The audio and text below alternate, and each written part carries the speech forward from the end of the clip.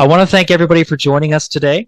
Thank you for joining our weekly webinar series. Today's topic will be understanding your rights during terminations. We'll be talking a little bit more in detail about what's going to happen during termination for employers and employees and what to be mindful of. We are Achkar Law. We were founded back in 2016. Our focus is primarily on employment law, human rights law, labor law, and civil litigation. We also do workplace investigations, and we have a growing commercial litigation group. We serve all of Ontario, and in fact, we serve all across Canada with intentions to expand even further. Today's webinar series is hosted by yours truly. My name is Charles Miller. I'm a senior associate here with the firm. I'm also joined by my friend and colleague, Madison Schilvers, who is also a senior associate here with us as well. Before we get into breaking down termination and what it means for employers and employees, to start off with, termination is governed by employment law. Employment law simply governs the rights and duties between employers and their workers, such as employees or their contractors. It encompasses all areas of the employee-employer relationship, including termination, today's topic. And the purpose of it is to provide a safe and fair situation for employees and for employers as well. What is termination?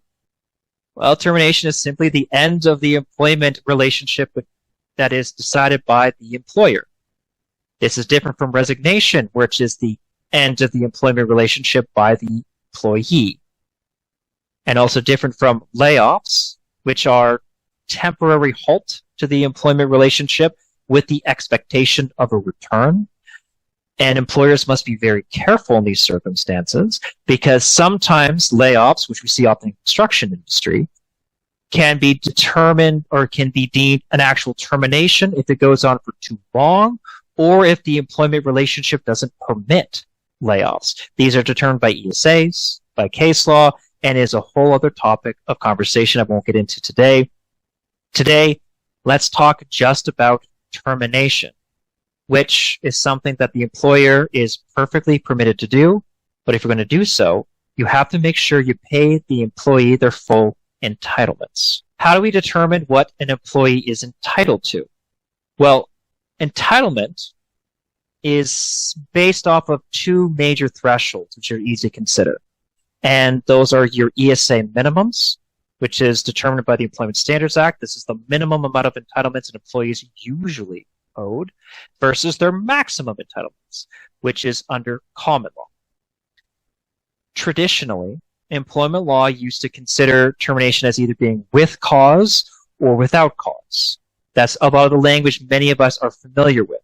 But modern employment law strongly encourages us to move away from that language entirely. In fact, if you're still using termination with cause or without cause, you may run into some problems. So modern employment law stipulates we should probably change our language and to instead consider termination as being either with notice or without notice. Turning somebody with notice, you're paying their entitlements, either the ESA minimums or the common law maximum.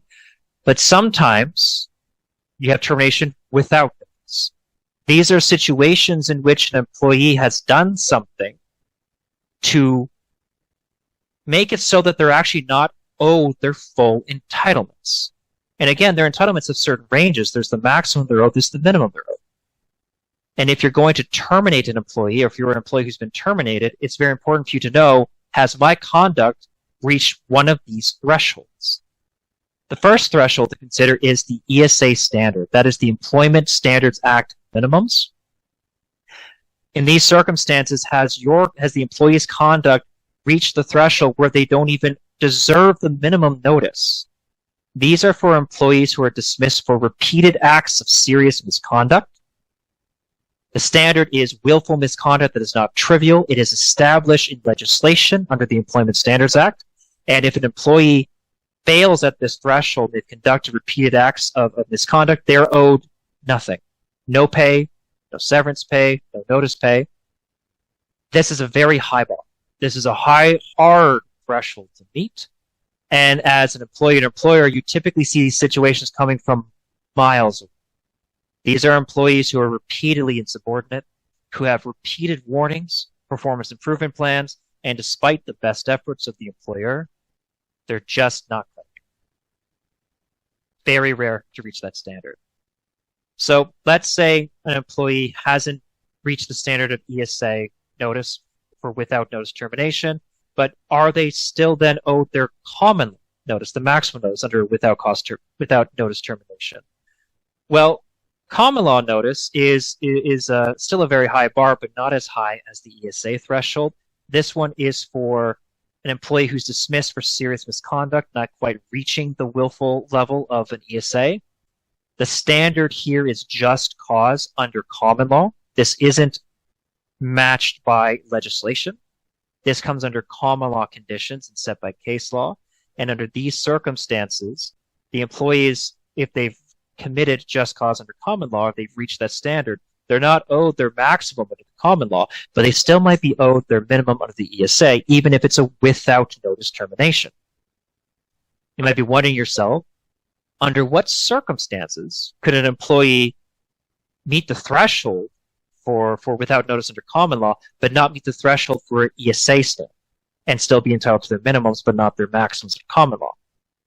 A great example, there was a case where an employee walked into work going to punch in. For some reason, I guess he was having a bad day, and another one of his colleagues bumped into him, and so this particular employee turned around and punched his colleague in the face. To the surprise of no one, the punching employee, who I'll call the boxer was fired immediately, without notice. Perfectly reasonable, but the question now is, what standard of without notice did they meet?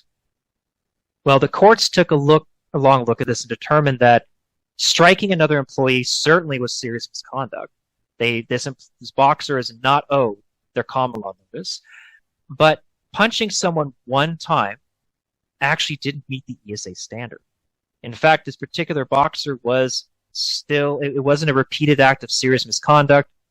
It wasn't over a period of time. There wasn't a lot of warning. It was a one-time incident, so the courts determined that, yes, this employee was still owed their ESA minimums, even though it was without notice termination. So just to give you an idea of just how high that ESA threshold is, you can punch someone and still get it. Now, termination without notice, and we can speak about it for hours. In fact, that's all Madison and I do all day is look at these types of terminations. But the most common type of termination is actually termination with notice. These occur when someone is terminated there's nothing wrong with what they've done. Needs of the business change. Or they weren't a good fit for the company itself. There's nothing wrong with them. They haven't done anything to say that they're not owed any notice. They're just not working for the company, or the company's not working for them. In which case, as an employer, if you're going to terminate this person, you need to pay them their full entitlements. So how do we understand their entitlements versus common law and the ESA minimums? Termination pay and severance pay under the ESA, Employment Standards Act minimums, is compensation paid to an employee who's been terminated without cause. These are broken into two different categories. There's the termination pay, and then there's severance pay. Termination pay is owed to all employees except under special circumstances. And I won't get into detail there. And then severance pay is owed to all employees who've been somewhere for about 5 years, and they work for a severance-paying employer. A severance-paying employer is anyone who has a global revenue of about $2.5 million, or they've just laid off about 50 employees in the last 6-month period. If you are an employer or you work for an employer who falls into those categories, they're a severance-paying employer, in which case, if you've got an employee who's been there for 5 years or more, they're not only owed just their termination pay, but they're also owed their severance pay. The calculation of termination pay ranges from 1 week to 8 weeks, and it maps onto how many years the employee has been with the company. An easy way of understanding it is that for every year of service, you get 1 week of termination pay, but it maxes out at 8 weeks. So if they've been there for 10 years, they still only get 8 weeks of termination pay. Severance pay is a little bit longer, typically paid out in a lump sum at the end of it rather than salary continuance if available. Severance pay also ranges from 1 week, but this time up to 26 weeks. Still maps on quite nicely to a 1 week per every year of service. And severance pay is combined with termination pay. So if you've got an employee who's been there for 26 years, You might end up paying 26 weeks of severance pay plus 8 weeks of termination pay to a minimum of 34 weeks, and that's their minimum entitlements. That's under the ESA. As I mentioned before, the ESA minimum notice is determined by the Employment Standards Act. This is legislation. It's the minimum people get. It's mapped out 1 week for every year of service, and the theory behind it is formulaic, basic standards. It's set by legislation. It was set by government. This is just what we have in principle. This is distinct from common law termination pay or common law notice. You see, whereas the ESA minimums is very formulaic, common law, the maximum notice, takes into consideration the special circumstances of the employee far more in depth. Common law termination is not set by legislation. It is determined by court precedent or case law. We've got cases and judgments for similar employees in similar circumstances, and depending on what the court awarded those employees, maps onto what a current employee would be owed. These calculations, as you probably suspected, are far more generous than the minimums. They take into a lot more consideration the age of the employee, the nature of the job, how technical it is, how long has this employee worked for this employer, how available are similar jobs. President of a company, not many common jobs like that. Manual laborer, many similar jobs are around. And the theory behind mapping out how much an employee is owed at their maximum common law entitlements comes from the idea of how hard will it be for this employee to find a comparable job that pays the same. Is it going to take this employee 2 months, 6 months, 2 years? Hard to say, but the courts have a lot of case law to determine that. So as you can imagine here, when we talk about your ESA minimums, we're talking about in terms of weeks. But in common law, we're now talking in terms of months to maybe years. So for employers and employees, if we're dealing with a without cause termination or a without notice termination versus a with notice termination that doesn't meet the common law threshold, you're thinking, how do I know I'm owed my common law notice or I have to pay the common law notice versus the Employment Standard Act minimums? When do these play in and what is owed when? Well, there are a lot of factors to determine whether or not an employee earns common law notice versus the Employment Standards Act notice. And a lot of it comes down to actually the start of the employment relationship. In particular, how is that employment agreement crafted when considering termination? And to talk more about that topic, I would like to tee it off to my friend and colleague, Madison Shilvers. She's going to talk to us all about that. Thanks, Charlie. So, as Charlie said, a lot of the determination of what an employee is owed at the end of an employment relationship is dependent on an employment agreement or contract.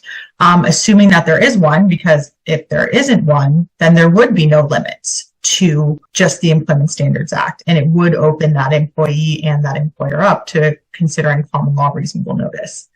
The employment agreement or contract is the foundation of the working relationship, and it sets out key terms. It sets out the responsibilities of the parties and expectations. One thing to remember with employment agreements that is unique to employment law is there's an inherent power imbalance already recognized between the parties. We already know that the employer has more power over the employee. And with that in mind, it puts a larger onus on the employer to make sure that the contract adheres to current legislation and the minimum entitlements of that employee. So having a contract that clearly defines the roles, the duties, working hours, overtime, compensation, helps prevent misunderstandings between the parties regarding their respective roles and their contributions during the working relationship.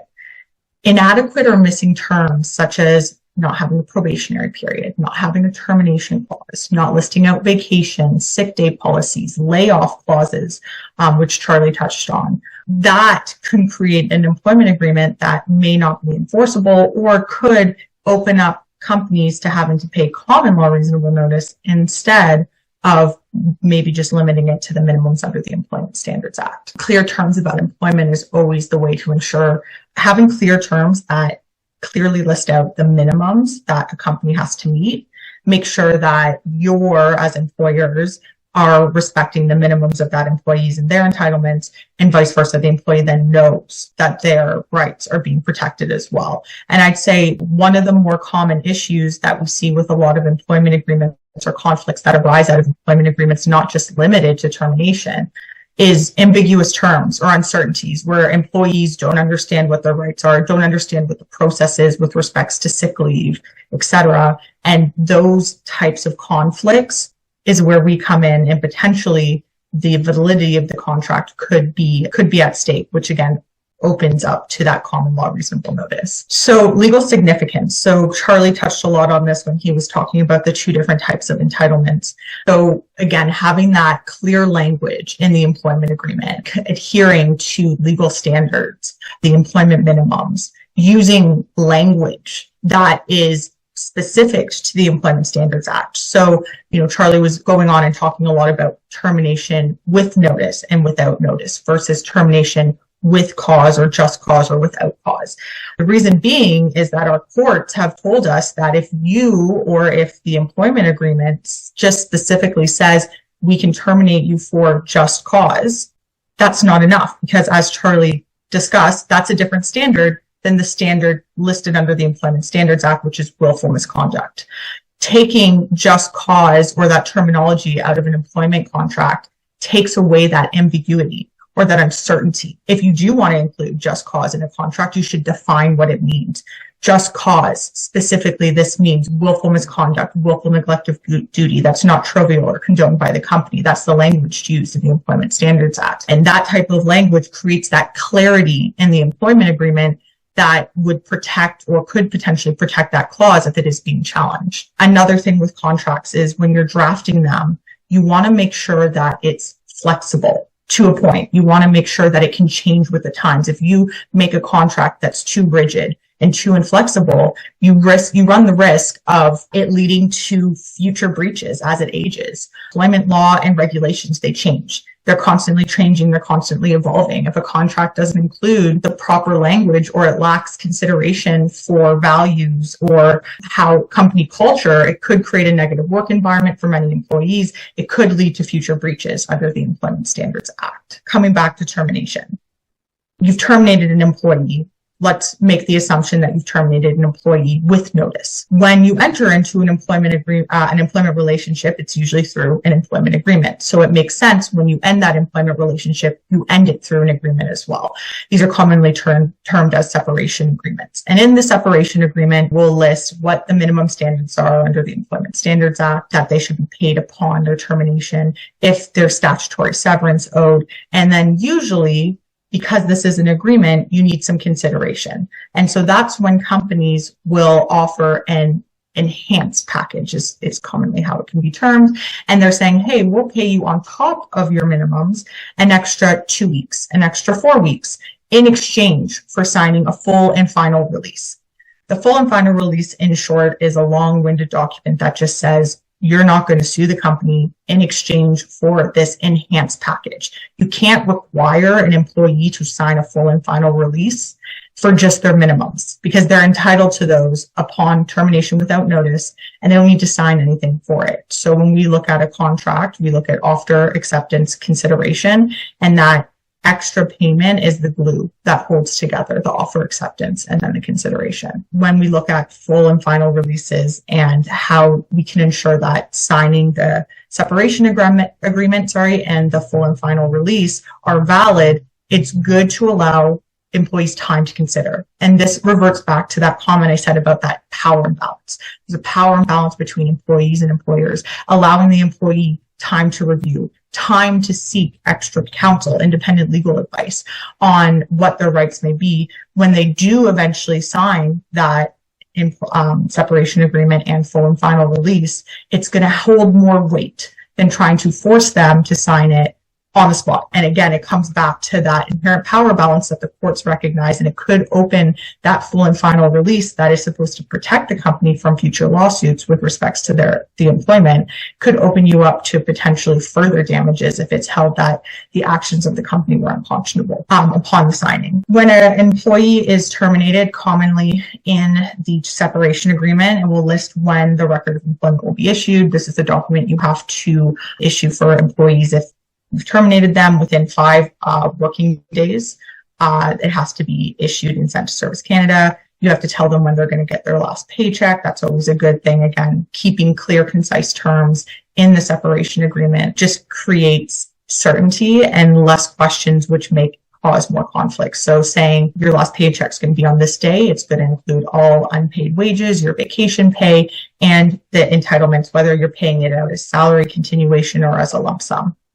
Non-disparagement agreements are common. Clauses are common. So it just says that they're not going to talk badly about the company in a public manner. Confidentiality clauses are also kind of lumped in with non-disparagement. And that just, again, is saying that the terms of this separation are going to be confidential. You can also remind the employee of their confidential obligations post-termination.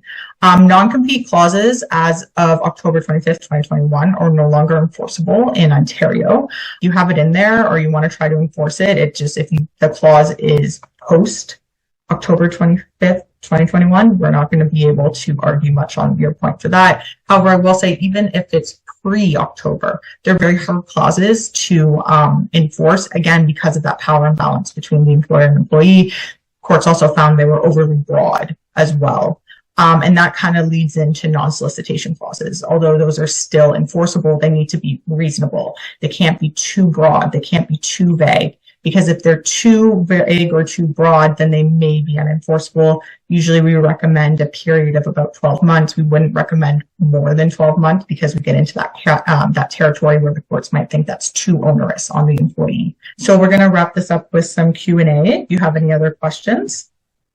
Yes. Thank you, Madison. So while we wait for the questions to come in, we actually have a few here that were sent ahead of time. So Madison, first one is, if I drafted an employment agreement years ago, but it contains unenforceable termination provisions, is the legality of my agreement grandfathered? So if there's parts in the employment agreement that violate current employment legislation or current employment standards, the validity of that agreement would be called into question. Without seeing the terms, I can just maybe assume, especially when it comes to termination terms, it might not adhere to current standards with respects to that terminology that me and Charlie were talking about between just cause and for cause. I think it would be subject to potentially being found void if it is not adherent to current legislation and there are illegal parts to it that you're already seeing. Thank you for that, Madison. So we have another question here. Would non-solicitation be applicable for the former employer applying for another position with the company or the employer offering another position with the company later on?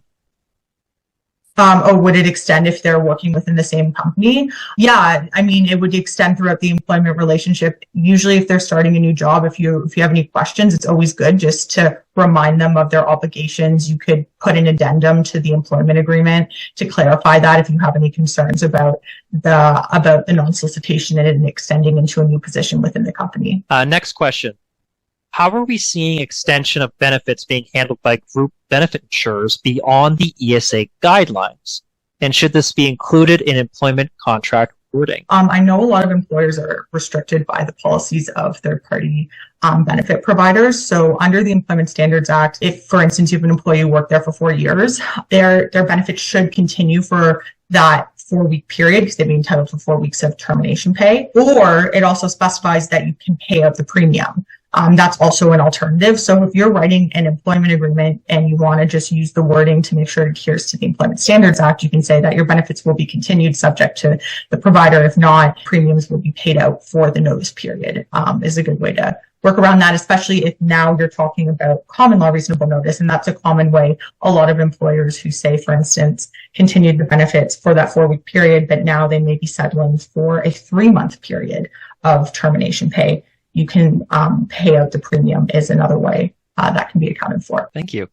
Another question, do you have suggestions on the procedure when undertaking a termination, such as the do's and don'ts? Yes. So first thing first, you want to put everything in writing. So a common mistake that I see is terminate the employee verbally, and then you don't confirm it in writing, in whether it's an email or a formal letter. So that gap between you confirming it in writing and verbally telling them, the notice period actually doesn't start until you send that formal letter. That also goes for working notice too. So for instance, under the Employment Standards Act, when we talk about that notice period or termination pay, you can pay it out as pay in lieu of notice or working notice, but you have to give that written notice of the termination. So if you're doing it in working notice and you want to say, hey, from this date to this date is going to be your working notice, you need a letter on that day delivered to the employee. I think that's the biggest mistake that I see with employers, is that they do it verbally and then don't confirm it. And then the way that they roll out the termination pay is actually incorrect and contrary to the Employment Standards Act. Thank you. So another question dealing with LTD. If an employee has been on long-term disability and is returning to work, is there a minimum time frame that the employer could terminate the employee? Specifically, what security can the employee have that their job is safe due to just returning after LTD? In terms of they've just returned from LTD, what's the consideration if assume the employee merits termination after they've returned? Yeah. So the biggest thing with accommodation, because this comes into your right to accommodation, is it's not absolute. It's up to undue hardship. So it's the employer is supposed to keep your job for you while you're on a disability leave. When you come back, if you need modified duties or if there's a return to work plan, if for whatever reason you can't come back to that job at all, and there's a level of undue hardship on the employer to try to accommodate you, usually the most common one is a financial hardship that the employer can show, that could potentially cause a frustration of contract.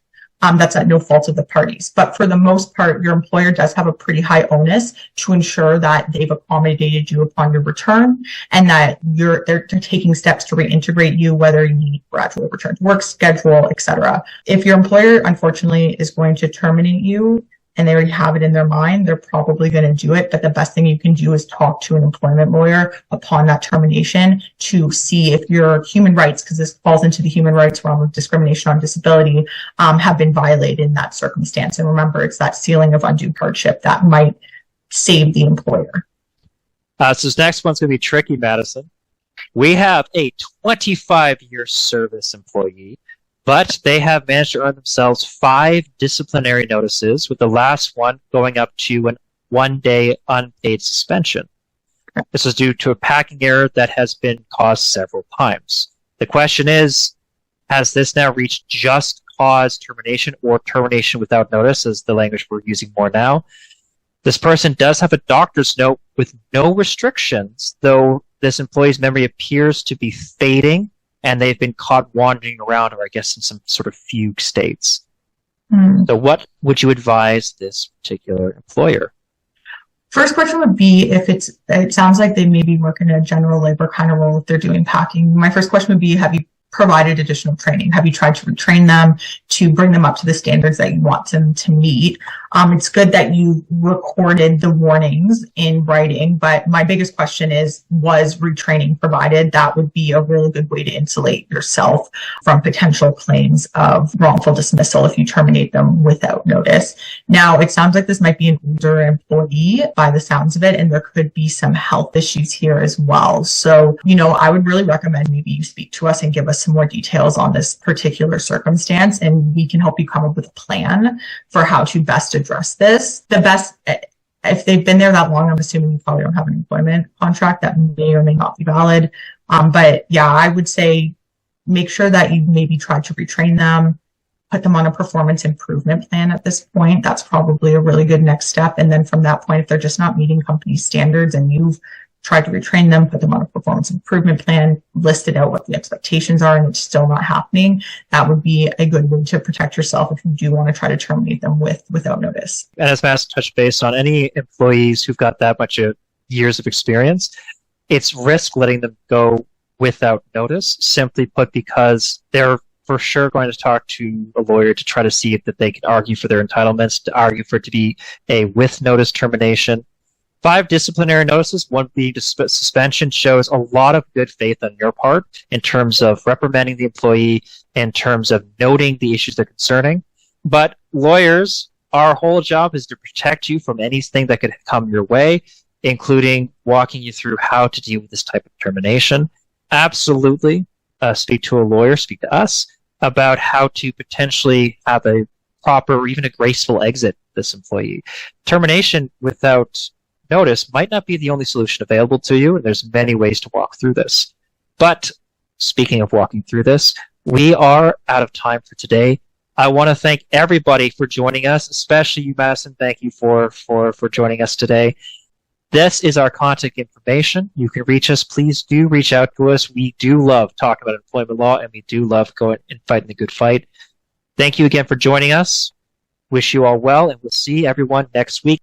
Have a great week, everyone. Have a great week, everyone.